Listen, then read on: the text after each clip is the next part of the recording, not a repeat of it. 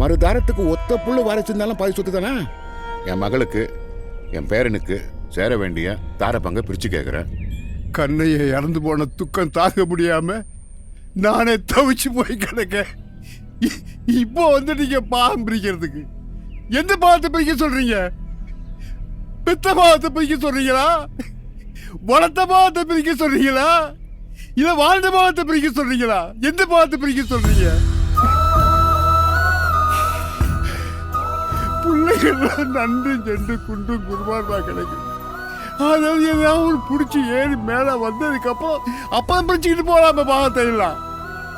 இப்ப என்னத்துக்கு பாகம் பிரிக்க? எனக்கு இந்த குடும்பத்தை பிரிக்கிறதுல உடன்பாடு இல்லை, அவ்வளவுதான். உங்களுக்கு வேணா கபடி ஆடுறது, கபடியில சாகிறது, இதெல்லாம் பெருமையா இருக்கலாம். ஆனா எனக்கு அப்படி இல்லை. தூங்கிட்டு இருக்கிறவரை தட்டி எழுப்பி போய் கபடி ஆடுன்னு சொல்லி சாகடிச்சவரே நீங்க தானே. என்ன பேசுற நீ? எனக்கும் சட்டம் தெரியும். கட்டுமனையா இருந்தாலும் 2 கோடா கிளிங்க. ஏ கட்டுமனையை பிரிக்கிறது எங்க பிறந்த எங்க வந்திருக்கடி நீ? ஏய் தவமணி, என்ன பேசுற? என்ன வாடி போடின்னு பேசுற? வேற என்னடி பேசுற? அடிக்க வரியா? என் புருஷன் இருந்திருந்தா இப்படி அடிக்க வருவியா? என் புள்ள சின்ன புள்ளையா இருக்கிறதுனால தான் இப்படி கை நீட்டுற. இதே அவன் பெரிய பையனா இருந்தா இந்நேரம் அவன் கைய உடைச்சிருப்பான்.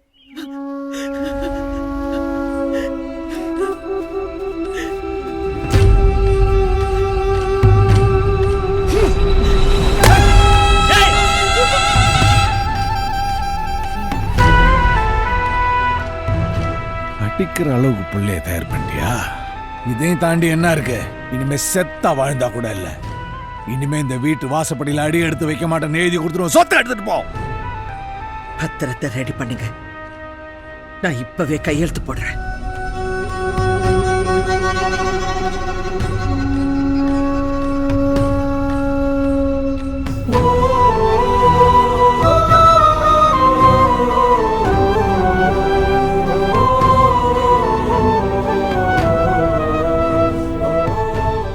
உன் தாத்தாக்கு உன் மேல பாசெல்லாம் ஒண்ணு கிடையாது. உன்கிட்ட நைஸா பேசி நம்ம சொத்தெல்லாம் வாங்கி எல்லாருக்கும் பங்கு போட்டு கொடுக்கணும்னு நிக்கிறாரு. உன் தாத்தா கபடி ஆட கூப்பிட்டா எல்லாம் போகாத. உனக்கு வேற குடும்பம்னு எதுவுமே இல்லை. உனக்கு நான், எனக்கு நீ, புரியுதா? கபடி கபடி கபடி கபடி கபடி கபடி கபடி என்ன சொல்ற? கபடி நீங்க ஆடுங்க, நீங்க ஆடுங்க. ஏன் இப்ப கபடி கத்துக்க வர்றதில்ல? வா. ஏன் எங்கள் அப்பா மாதிரி நானும் கபடியில் சாகிறதுக்கா? எங்கள் மேலே உங்களுக்கு பாசம்லாம் இல்லை. எங்கள்கிட்ட நைஸாக பேசி எங்கள்கிட்ட இருக்க எல்லா சுத்தியும் எல்லாருக்கும் பங்கு போட்டு கொடுக்க தானே பார்க்குறிய?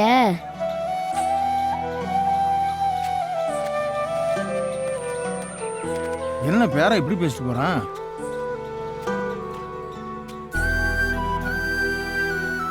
பெத்த மகனை கொண்டுட்டீங்கன்னு மருமக சொல்றான். என்ன கொண்டுடாதீங்கன்னு பேர சொல்றான்.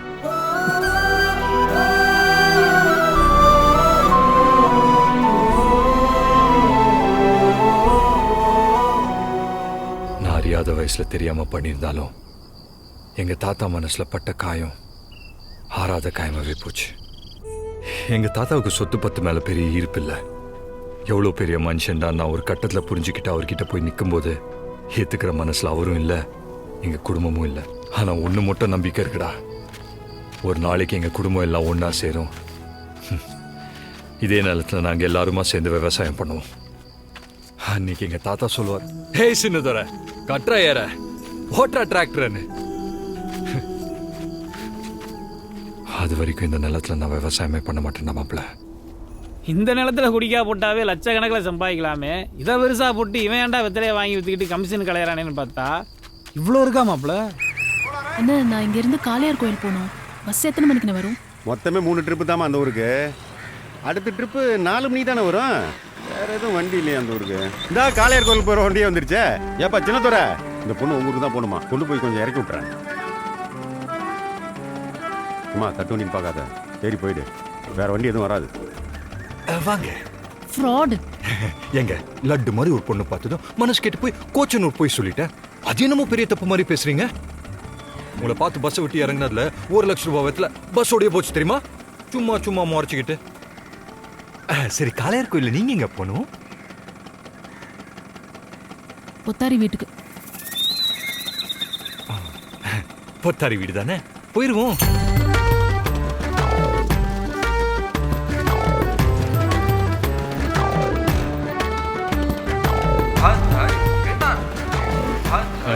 பொத்தாரி வீடு வந்தாச்சு.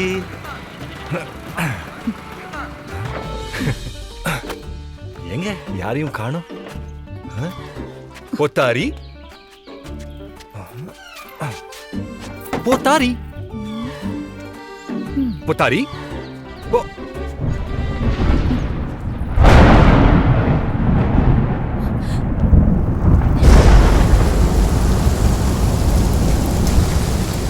அதான் சாரில் அடிக்குது இல்ல, கொஞ்சம் அனசம் வந்து நின்ன என்ன.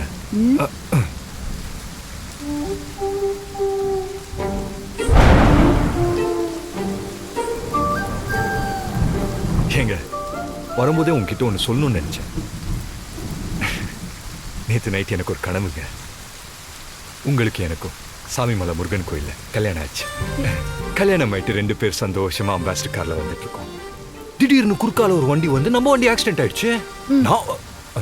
உன்ன மாதிரி ஒரு பையல கல்யாணம் பண்ணிக்கிட்டா ஆக்சிடென்ட் ஆகாம வேற என்ன ஆகும்?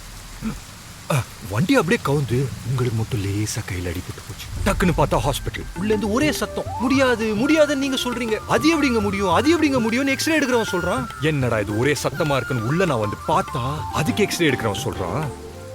எக்ஸ்ரே எடுக்கிறப்போ உடம்புல இருக்கிற மெட்டல் எல்லாத்தையும் கழட்டணும். இந்த அம்மா முடியாதுன்னு சொல்றாங்க.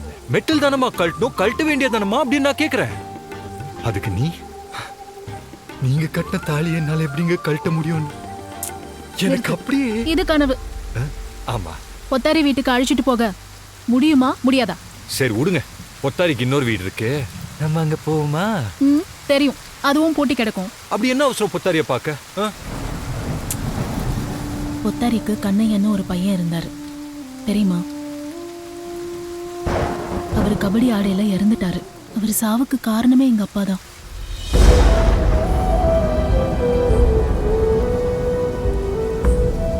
இன்னைக்கு அவரோட நினைவு நாள். எத்தனையோ தடவை அவங்க வீட்டுக்கு போகணும்னு நினைச்சிருக்கேன், ஆனா நடக்கல. இன்னைக்காவது வந்துடணும்னு வந்தேன். போதுமா? ஏய், என்னாச்சு?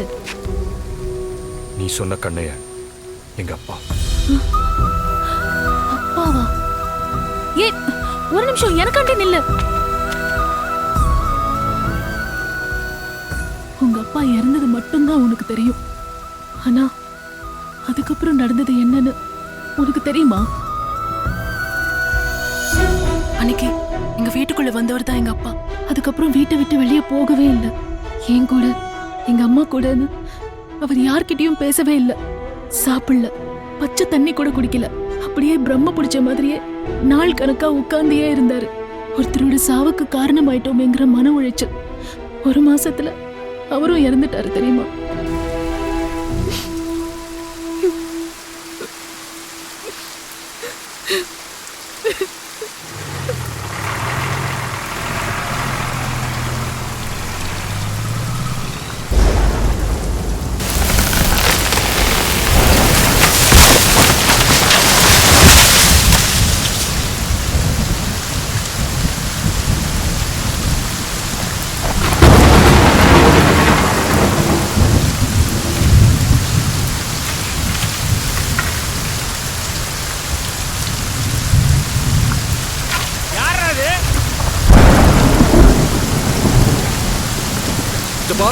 சித்தப்பாவா? ஏண்டா என்ன எங்க குடும்பம் நடுத்தருக்கு வந்துருச்சா இல்லையான்னு உன்னை போய் பார்த்துட்டு வர சொன்னாலாம் நோயே?